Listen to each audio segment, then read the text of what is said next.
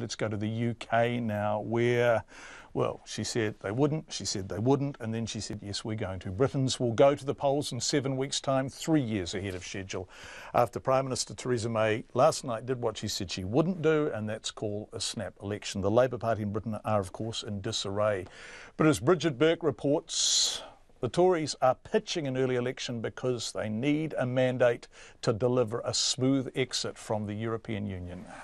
I have just chaired a meeting of the Cabinet where we agreed that the government should call a general election to be held on the 8th of June. British Prime Minister Theresa May catching the world off guard as she called a surprise press conference outside Downing Street to announce a snap election. The reason behind it? To strengthen her hand in divorce talks with the European Union by shoring up support for her Brexit plan. Last summer, after the country voted to leave the European Union, Britain needed certainty, stability and strong leadership. And since I became Prime Minister, the government has delivered precisely that.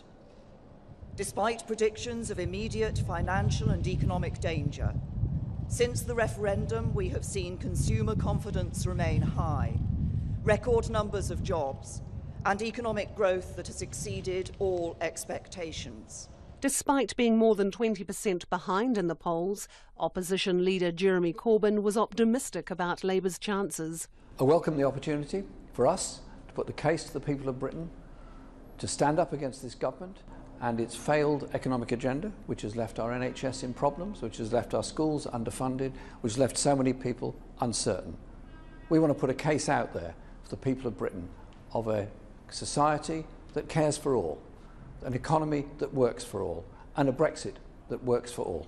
But the Scottish First Minister Nicola Sturgeon said an early election gave Theresa May the upper hand against a weak opposition. Clearly she sees the opportunity, given the total disarray in the ranks of the Labour Party, to crush all opposition to her, to get rid of people that disagree with her, and to give herself a free hand to take the country in the increasingly right-wing direction that she wants to take it in.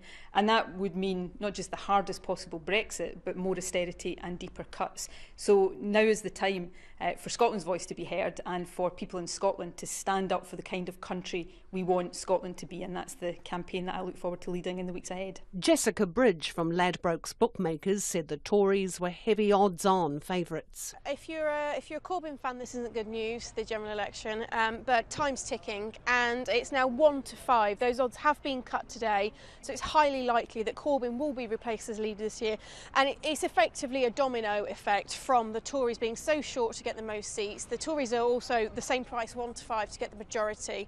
So the two go hand in hand, and Corbyn's tenure as Labour leader is really, it's under pressure anyway right now, let alone when the result comes in by June 9th. So by the end of the year, we think he'll be out of a job and that the Labour Party will be looking for a new leader. On the streets, Londoners believed going to the polls early was a shrewd move, but were divided about whether it would help the country or not. It makes perfect sense. You're 21% ahead in the polls, you take the chance, rather than sitting around the majority of 12 and having bits of your budget shelved. But yeah, I think it's a good move from her, on her part. I suspect it will now put in one place all the arguments around Brexit and whether it's got to go back to Parliament for authorisation and that sort of stuff, because the country will now speak again.